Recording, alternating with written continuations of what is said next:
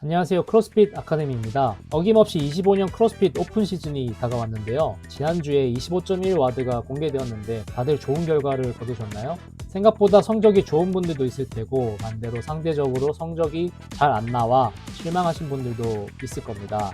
하지만 아직 와드가 2개가 더 남았고 그래서 남은 2가지 와드를 더 잘하고 싶으신 분들이 많으실 겁니다. 저는 지금까지 크로스핏 오픈을 5번 정도 참가해보았는데요. 제일 처음 참가할 때는 스케일부터 시작하여 매년 크로스핏 오픈을 참가하며 나의 한계를 뛰어넘고자 노력하였습니다. 그러면서 저 나름의 크로스핏 오픈 기간에 좀 더 좋은 성적을 낼 수 있는 노하우를 터득하게 되었는데요. 그래서 오늘은 크로스핏 오픈에서 나의 능력을 100% 이상 발휘할 수 있는 핵심 5가지를 알려드리려고 합니다. 크로스핏 오픈을 처음 참가하시거나 조금이라도 더 좋은 성적을 내고 싶으신 분들은 꼭 영상 끝까지 보시고 내가 가진 능력을 최대한 끌어내시길 바라겠습니다.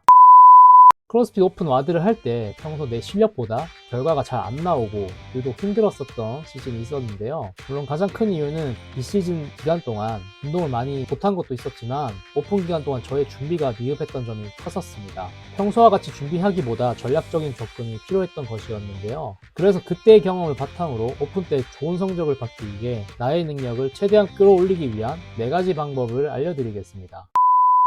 첫 번째는 와드 전 웜업에 더 많은 시간을 투자하라입니다. 오픈 와드 전에 평소보다도 길게 최소 1시간 이상 웜업에 시간을 투자하는 것을 추천드립니다. 먼저 20-30분 정도는 어깨나 고관절 부위 가동성 운동과 코어 활성화 운동을 해주고 그날 와드에 나올 동작에 맞춰 다이내믹 스트레칭을 해주는 것이 좋습니다. 나머지 30분에서 40분은 유산소 기구를 20초는 빠르게 1분은 천천히 타기를 3에서 4세트 정도 해주어 땀을 내줍니다. 이렇게 땀이 날 정도로 심박수를 올리고 시작해야 호흡이 갑작스레 올라가 쉽게 지치는 걸 방지할 수 있습니다. 실제로 게임즈 선수들도 시합 전에 땀이 날 정도로 심박수를 올려 심장과 폐에 미리 신호를 보내놓는다고 합니다. 그리고 와드 동작을 미리 가벼운 무게나 적은 횟수로 연습하면서 본 와드 시작 시 페이스나 무게에 내 몸을 적응시키는 시뮬레이션을 돌려보는 것이 중요합니다. 두 번째는 와드 동작을 파악하고 세밀한 전략을 세우기입니다. 오픈 와드는 미리 와드를 알고 내가 원하는 시간에 대회를 할 수 있기 때문에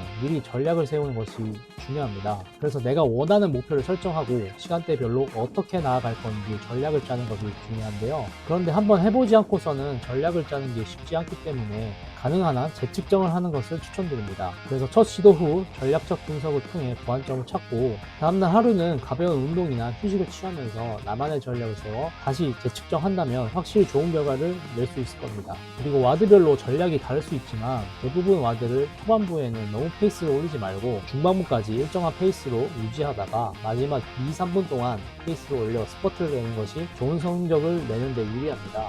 초반에 흥분하여 오버페이스를 하여 빨리 지치게 되면 중반부나 후반부에 힘이 떨어지고 정신적으로도 당황할 수 있기 때문에 페이스 조절이 아주 중요합니다. 더불어서 첫 시도 때 영상을 꼭 찍어서 동작 수행 시 불필요한 움직임이나 동선을 잡아내서 시간을 단축시키도록 해야 합니다. 단 너무 많은 재시도는 피로를 누적시킬 수 있으므로 최대 2번까지 도전하는 것이 이상적입니다. 세 번째로는 사전에 미리 장비 점검을 하자입니다. 작은 디테일 하나가 경기 결과를 좌우할 수 있기 때문에 장비를 미리 준비하고 사전에 테스트하는 것이 필수입니다.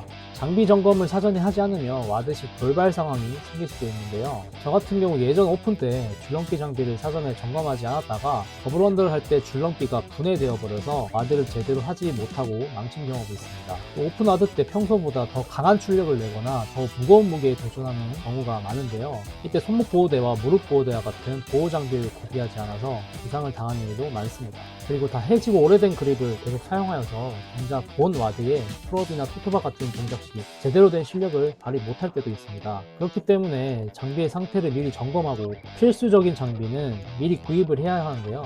만약 장비 없이 처음 오픈에 참가하는 크로스피터가 있다면 손바닥 그립은 꼭 구매하시길 추천드립니다. 왜냐하면 손바닥 그립을 착용하느냐에 따라서 와드 수행도가 크게 차이가 나고 맨손으로 철봉을 하게 되면 손바닥이 까져서 운동을 아예 못할 수도 있기 때문에 이 장비는 꼭 구입하는 것을 추천드립니다. 네 번째로는 크로스핏 오픈 대회 기간 동안 탄수화물 로딩을 하자입니다. 탄수화물 로딩이란 운동 경기나 고강도 대회를 앞두고 근육의 글리코겐 저장량을 극대화하여 최상의 퍼포먼스를 발휘할 수 있도록 도와주는 영양 전략입니다. 이게 중요한 이유는 운동 중 더 오랜 시간 에너지를 유지할 수 있고 근육 내 연료, 글리코겐 보유량이 증가하여 운동 지속 시간이 길어지고 강도 유지가 쉬워집니다. 그리고 경기 후에도 글리코겐 회복을 빠르게 하여 다시 에너지를 충전하는 데 용이합니다. 식단 근육 글리코겐 및 신체 수행 능력 연구에서 탄수화물 로딩이 운동 중 최대 출력을 13에서 15% 정도 증가시켰다는 연구 결과가 있고,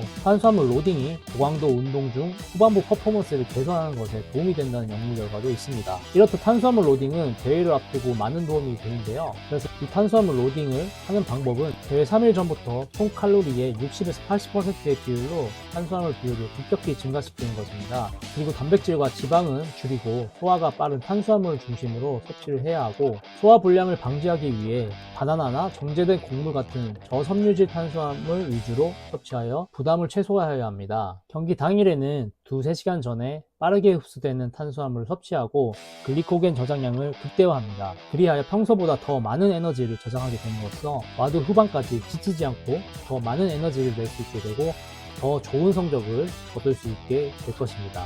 단, 저섬유질 탄수화물은 과도하게 섭취하면 혈당 스파이크를 유발할 수 있고 체중이 일시적으로 증가할 수 있으므로 중요한 대회를 앞두고 한시적으로 하는 것을 추천드립니다. 다시 한번 정리하자면 1. 웜업을 충실히 하고 2. 세부적인 전략을 짜고 3. 사전에 장비 점검을 하며 4. 총 칼로리의 70에서 80% 비율로 탄수화물 식단으로 변경한다면 그동안 연마한 나의 크로스핏 실력을 100% 이상 끌어내는데 큰 도움이 될 것입니다.